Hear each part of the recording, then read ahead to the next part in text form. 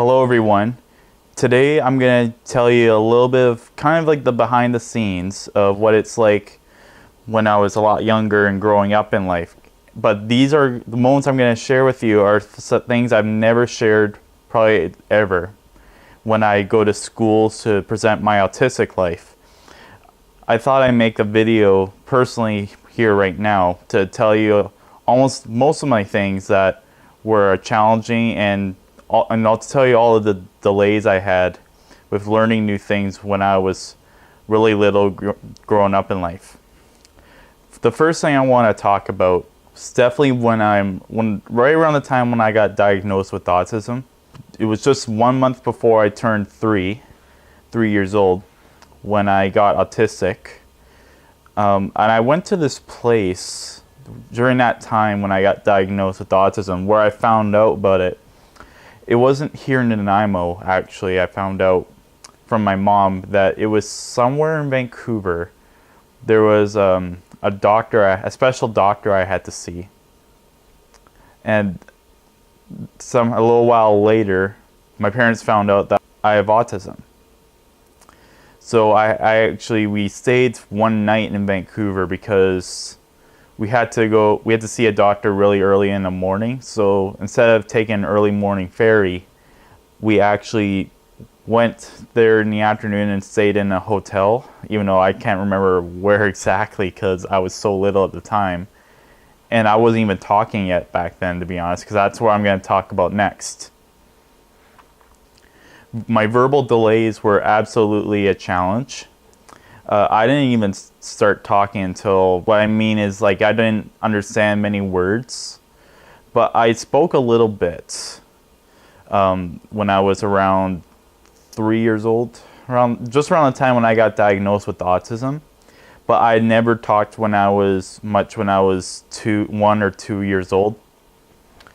So it was definitely a challenge, because usually people, when they have children, they would be able to have their kids speak at the age of just a year old, just saying a certain word.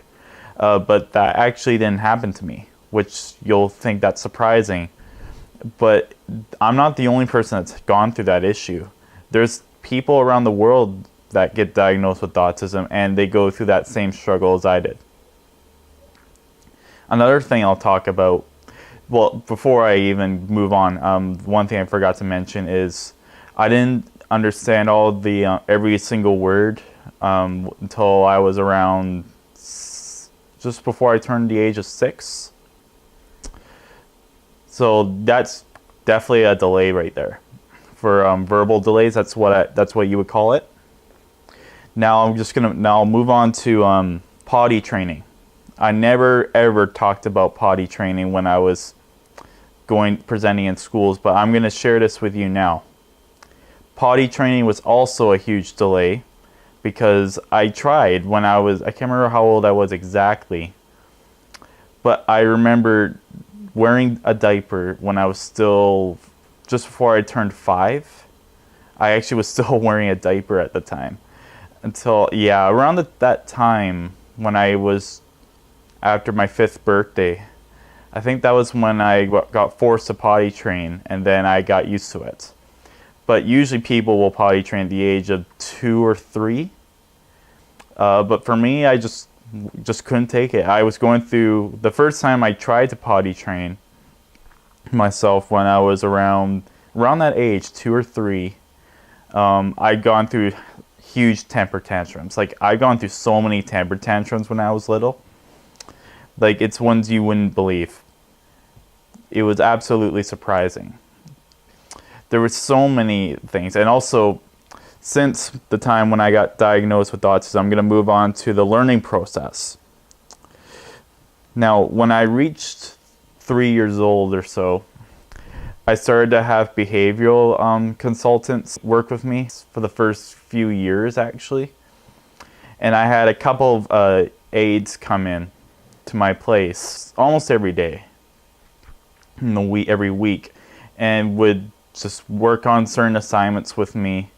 They are special assignments. These are things you wouldn't have seen before that helped me to learn so much. And we've also done a lot of activities and stuff, like special autism style activities and stuff.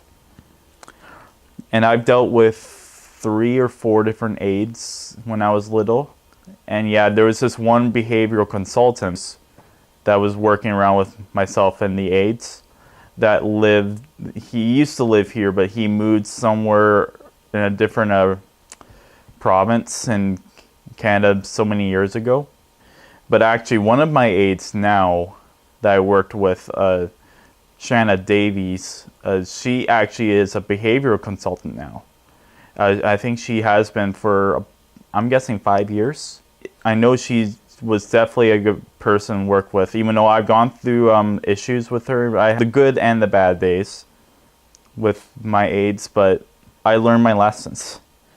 And it's hard to learn lessons like that. It's just to know how you behave and how to behave good with others. Like, of course, I used to be a bully. Pretty much this was 10 years ago now. But I learned my lessons. Now I'm going to talk more into my early years of school. Now, actually, one of my aides, Shanna Davies, used to be in my preschool. When she was in my 2 years of preschool, she was always there with me to help for support. And almost every occasion too, where like Halloween, and even in the summer, she would actually be involved with me and stuff, and doing fun stuff and special activities. But then once I reached kindergarten, I saw her, I wouldn't say in kindergarten, but I think it was a year or something after I finished kindergarten. I haven't seen her since for working like that, from what I remember.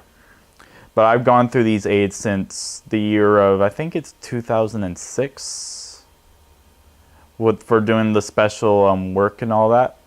But then once I got into elementary school, then it was completely different, because I would go to school every day, and then all of a sudden, then once school's over, I have other things I had to get done with homework. But what I was lucky was I do have different aides coming every week of a different set of people that would come to my place to help me out with my homework. Now, so pretty much tutoring is what you would think of it that way. Now, it seems pretty rare to have that even happen, because I hardly remember anyone that I've known that are around my age that actually have someone come to their place to actually tutor you in homework and studying for tests. But I've gone through that, but doing it this way didn't mean that I actually got straight A's on my report cards. No, it wasn't the case. But I did pass my courses. That's the good in that. But it definitely was a help, because if this wasn't happening, then I probably would have failed most of my courses. Even in my senior years, around grades 10 to even like secondary school, grades 8 to, only from grades 8 to 11, yeah, I actually had gone through that same way too. And high school people, I believe, are too smart. Most of them are, because there's so many people in high school that can easily get straight A's in a snap. But don't think that I'm wrong, because that's what I've seen in the last 5 years of being in high school. It was interesting because I did pass my courses, which luckily I didn't have to repeat a grade in secondary school. But actually in my grade 12 year, I didn't go through any aides at all. I just did it all on my own, and you know what? I got straight A's. I knew what I was doing. I loved homework. I studied hard. And I passed all my courses. That's simple. And the reason why? I learned how to focus. Focusing is the most important thing in school. Because if you're talking to your students too much in your classroom, like blah, blah, blah, blah, blah, blah, blah, while the teacher's trying to talk, now that's just disrespectful. There's no way that you should treat a teacher like that. A classroom is to focus on what the instructor is trying to tell you, and then you do your assignments, do your tests, and study hard, and pass your courses. It's that easy. And I don't understand why kids don't like going through that process. Because what if people are going to want to do a career in the future that's going to require them to go to university? And of course, when you're in secondary school, you need to succeed in your courses to be able to go to university next year. And the university is always counting on you to make sure you get the best grades. Because sometimes C minuses on a grade of C minus or a C, a C plus, or anywhere like that is not good enough. And even an F is not good enough. Because if you fail your courses, then your course is going to have to go back and redo it again for another semester. And I know it's going to give you a headache if you do. Usually people would be excited to start a new career. But if you need to be good at something to be at a certain career of your choice, you have to be smart in certain subjects. Like, I'm smart with presenting. I have good public speaking. I presented in schools for 3 years now, and I know exactly what I've been doing. I even made my Autistic Life presentation and my PowerPoint presentation all by myself. It's simple. Just think of what you try to put in, and then think of how you're going to act in your presentation. It's very easy, and I'm glad that people enjoy my presentation, and I'm still planning to hit more schools again soon, which I will make sure you guys stay tuned for that, which really makes me excited because I know you guys really appreciate my presentations, and I hope to present more again this fall. Fingers crossed. But once you graduate high school, you can think it's exciting, but it's also emotional. Like, I'm still emotional from graduating high school, even though it was 2 years ago already. It's still emotional times. But growing up now, at the age of 20, for myself, I can easily do everything by myself. Doing chores, living on my own like I am here right now. Paying my bills, and everything like that. And I even moved at the age of 18, which is not common. But luckily my parents allowed it. And I was able to easily get trained, thanks to my parents, because they're strict parents, to be able to train me to cook food, do my chores, and everything like that, and have good responsibilities. Now, for another big future that could happen to me one day, I don't know when, is just finding the best love. I know there's tons of girl fish out in the sea. The reason why I say girl fish is because when I go fishing for singing fishes, people have actually given me this type of saying that you'll find the fish out in the sea someday. Where, of course, that expression means you'll find a girl one day in the future somewhere, but you don't know where. It could be a nightclub. I wouldn't say just at work, but just, it could be anywhere. You can even meet someone in a pub that you really like. But that's the rare part, because usually people will bring a guy with them to prove that they're in a relationship. And that's a tough part. And I've gone through that so much when I go to different pubs and I see a pretty girl I like. But of course, it's sometimes for people with autism, relationships can be tough. And like what I was talking about a year ago about disability marriage, I still believe in what I was saying last year, because marriage is going to be a tough thing for someone like myself with autism. But you can be lucky one day. And I guess I can too. But we don't know when. So that's just the one thing I always wanted to keep in mind in the future is marriage. And it's just, you don't know when it's going to happen. It doesn't matter what age.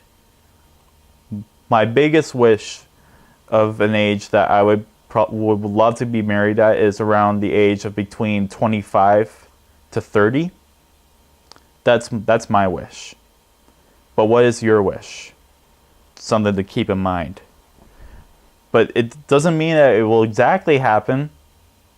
But remember, it's just something of a wish. And it's something that we need to consider because everyone's going to go through all of this in life. Everybody is. But you just don't know when because everything's going to be different for everybody. Now that's everything I've always wanted to share personally in a video like this. And I hope to present again one day soon. But I'm not sure when, but it should be hopefully this fall. But please wish me luck in the future because without your support, I don't know where I would go. And it would definitely make me upset. I hope you guys all have a great day, and I will see you guys all again soon. Thank you guys. Take it easy. And of course, when school hits back, for all those kids going back to school, I hope to see you at a school in Nanaimo. And make sure you guys stay classy.